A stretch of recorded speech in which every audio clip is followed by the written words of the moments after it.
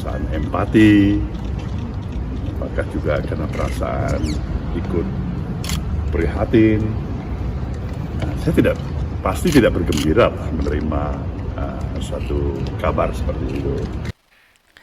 Selamat pagi para netizen dimanapun kita berada, salam inspirasi bagi kita semua ya. Surya Paloh hormati keputusan Demokrat jika pilih hengkang dari koalisi. Silahkan, kayak kata Surya Paloh begitu kan.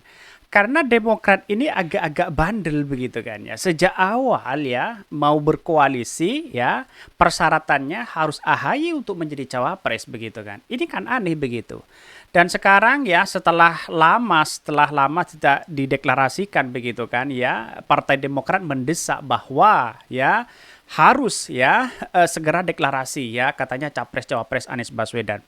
Untunglah Partai Nasdem pada waktu itu tidak mendeklarasikan begitu ya. Bagaimana kalau dia mendeklarasikan ya bisa saja ya Demokrat akan meninggalkan itu begitu.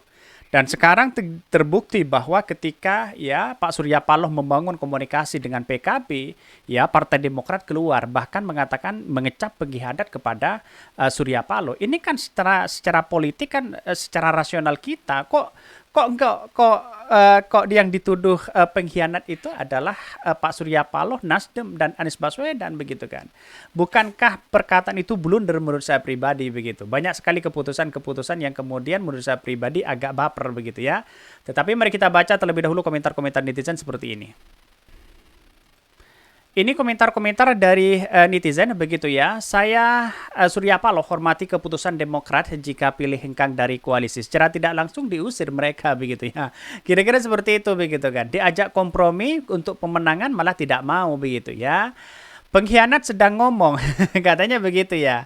Muka lihat Monofir Sibro ini katanya ada syarat 0 ya. Ini kok malah milih cawapres yang nggak bersih ya. Selamat ya Demokrat, Anda lebih terhormat justru bermonofir Sibro ini kayaknya maklar pelacur. Wah ini kritikan-kritikan dari netizen banyak sekali begitu ya.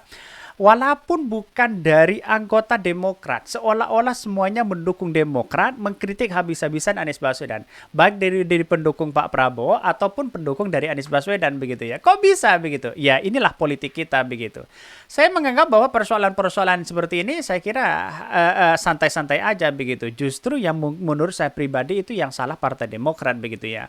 Karena ini koalisi untuk menang begitu kan. Bukan untuk siapa yang harus kita menjadi cawapres. Kan begitu logikanya begitu. Jadi aneh begitu kalau ada orang berkoalisi tiba-tiba ingin menjadi cawapres. Kalau tidak ingin menjadi cawapres akan keluar. Itu sudah sejak awal dikatakan oleh Andi Arief begitu kan ya.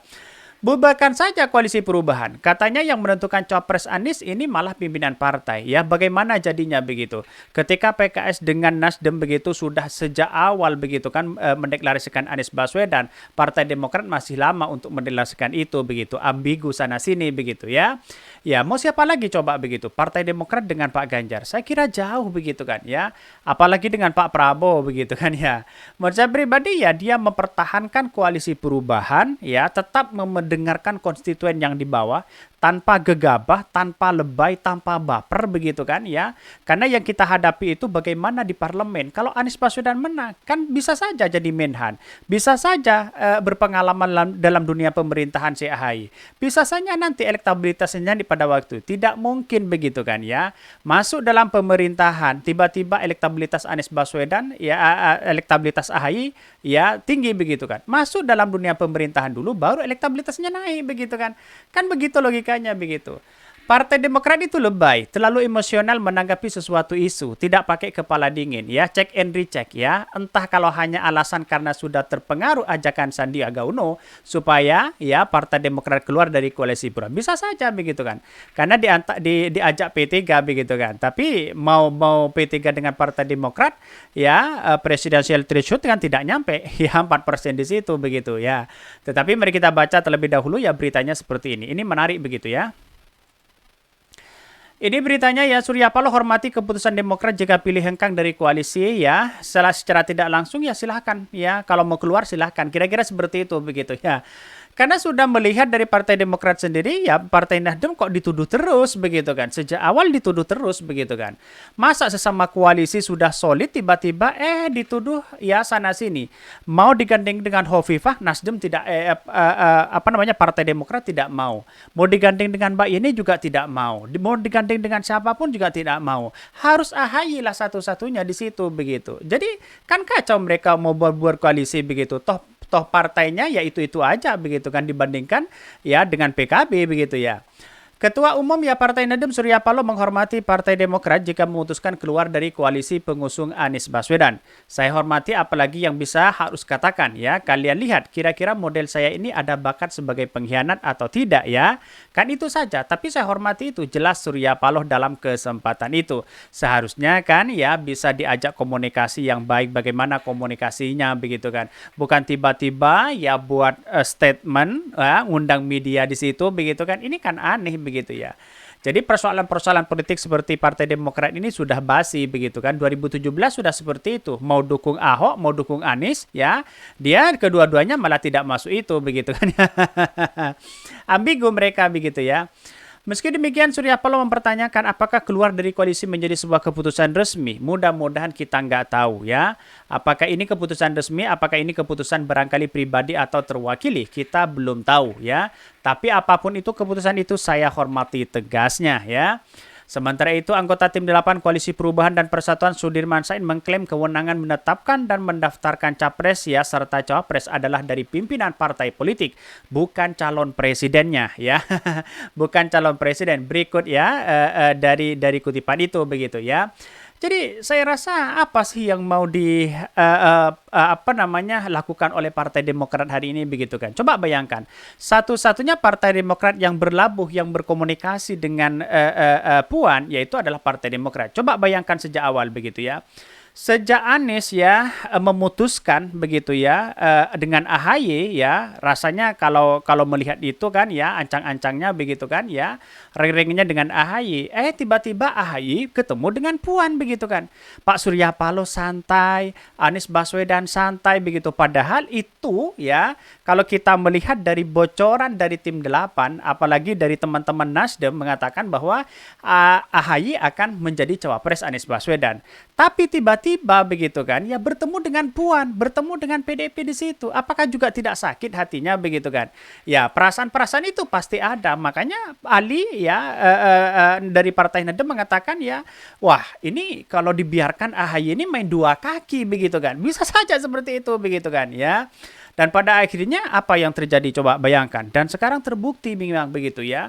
Ya main mata kedip mata begitu kan dengan PDIP begitu, dan pada akhirnya Surya Paloh santai-santai aja begitu. Setelah Anies Baswedan diduetkan dengan PKB, wah ya luar biasa Partai Demokrat begitu kan, disalahkan semua begitu kan. Ini kan kacau begitu ya. Artinya dalam koalisi tidak perlu seperti itu begitu. Seperti Pak Prabowo dengan Caimin begitu. Apakah Pak Prabowo lontang-lanting sana sini ngundang media sana sini? Tidak begitu kan. Santai-santai aja mereka begitu. Jadi artinya apa? Artinya selama ini kalau kita melihat apa yang dilakukan oleh Partai Demokrat seolah-olah menjadi satu gegabah yang luar biasa ya. Baper luar biasa begitu kan ya. Menurut saya pribadi gerasa gerusu lah ya. Tetapi inilah kita harus hormati, inilah demokrasi kita begitu kan. Tapi perlu diingat bahwa cara-cara seperti ini tidak perlu dilakukan oleh Partai Demokrat begitu kan. Toh pada akhirnya banyak orang yang kemudian tidak simpati kalau seperti ini begitu kan. Terlalu cengeng ya, kira-kira seperti itu begitu. Partai Demokrat itu ya mengatakan banyak netizen ya terlalu cengeng lah ya. Masa karena tidak dipilih untuk menjadi cawapres saja sudah cengengnya seperti itu begitu. Bagaimana kalau kalah begitu? Kira-kira seperti itu logikanya begitu.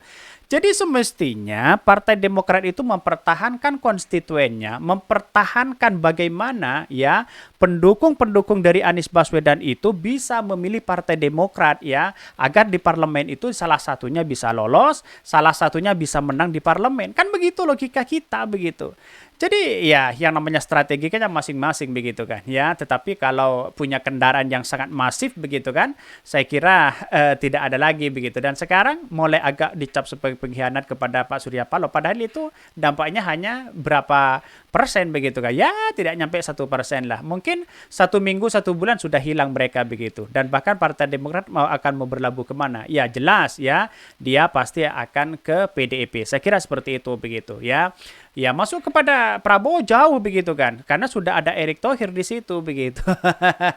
Saya kira seperti itu begitu ya. Kalau masuk kepada PDIP di situ, yang jelas ya, apakah ditawarkan untuk menjadi wakil? Saya kira juga tidak begitu ya.